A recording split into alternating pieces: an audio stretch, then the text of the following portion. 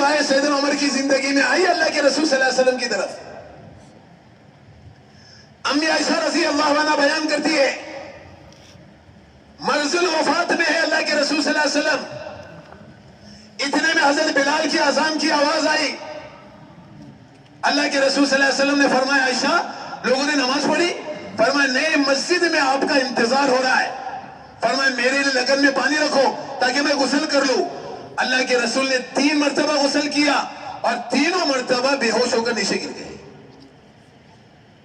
امی عائشہ فرماتی ہے چوتھی مرتبہ غسل کیا, 2 آدمیوں کا سہارا لیا, چلا نہیں جا رہا تھا, یہ دونوں انگوٹھوں کی نشانے سے گر رہے تھے. اسی حالت میں مسجد گئے, ابو بکر کے بازو میں بیٹھے اور اس حالت میں بھی نماز پوری کی. ہم میں سے کسی کو گنجائش ہے کہ ہم نماز چھوڑ دے؟ آگے سناتا ہوں آپ کو. یہ ہمارا ممرہ کا مجمع ہے, ماشاءاللہ سارے پڑھے لکھے ذمہ دار لوگ ہیں. اگلا کام وہ کریں گے جو سیدنا عمر رضی اللہ عنہ نے کیا ہے.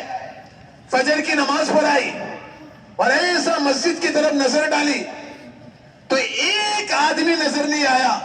اس کا نام لکھا ہے سلیمان بن حثمہ رحمت اللہ علیہ. بازار گئے, بازار سے فوراً ان کے گھر گئے. گھر جا کر ان کی والدہ دروازے پر کھڑی تھی. کیا بات ہے تمہارے بیٹے فجر کی نماز میں نظر نہیں آئے؟ فرمایا رات بھر نوافل پڑھتے رہے, صبح کو آنکھ لگ گئی. سیدنا عمر رضی اللہ عنہ نے فرمایا کاش کے رات بھر سوتا اور فجر کی نماز جماعت کے ساتھ پڑھتا, یہ رات بھر نماز پڑھنے سے بہتر ہے.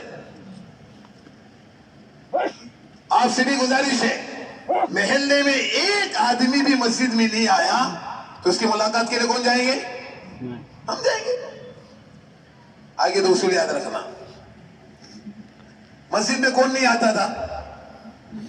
صحابہ کے زمانے میں مسجد میں 2 آدمی نہیں آتے تھے. یا تو یہ آدمی بیمار ہو گیا یا تو اس کے اوپر نفاق کا بدنما دھبا لگ گیا ہے. یہ 2 ہی آدمی مسجد میں نہیں آتے تھے, نہیں تو آدمی قدم گھسیٹتے مسجد میں آتا تھا. مثال دیتا آپ کو.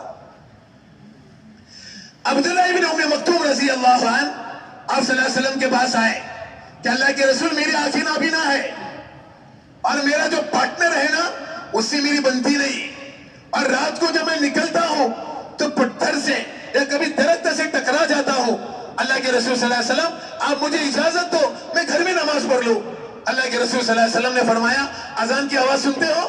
فرمایا سنتا ہوں. تیرا مسجد آنا ضروری ہے. کسی کو بھی اللہ کے رسول صلی اللہ علیہ وسلم نے کیا نہیں دی؟ اجازت. آگے سنو. چھوٹی سی بیماری آئی نا, بیماری, ہم لوگ نماز چھوڑ دیتے. اس میں چھوٹی سی بیماری آئی نماز چھوڑ دیتے. ورنہ تمہیں مجھے پتا نہیں کہ نماز میں شفا ہے.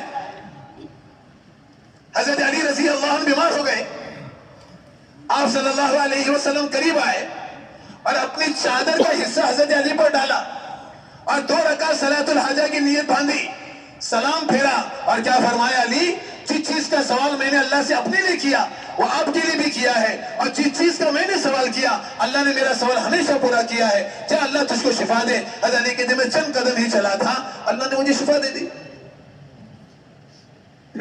لیکن ہم ادنا بیماری پر سب سے پہلے کیا چھوڑ دیتے ہیں؟ معاف کرنا. چھوٹا سا مشورہ دیا ابن عباس رضی اللہ عنہ کو اطباء نے. کس پر؟ ان کی آنکھ کی بینائی جا رہی تھی.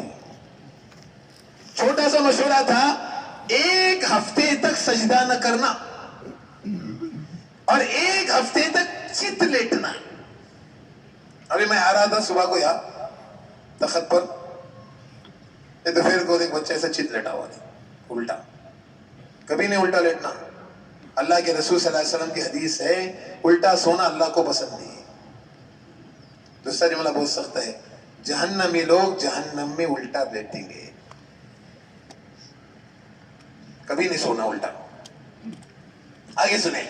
ابن عباس کو جیسے مشورہ دیا, ابن عباس رضی اللہ عنہ نے امی عائشہ رضی اللہ عنہ کو خط لکھا یا پوچھنے کے لیے بھیجا ابو ہریرہ کو اور مدینہ کے فقہا کو. سب کا ایک ہی جواب تھا 1 ہفتے میں آپ سجدہ نہیں کریں گے اور اگر آپ کو موت آ گئی تو ایک ہفتے کی نمازوں کا کیا؟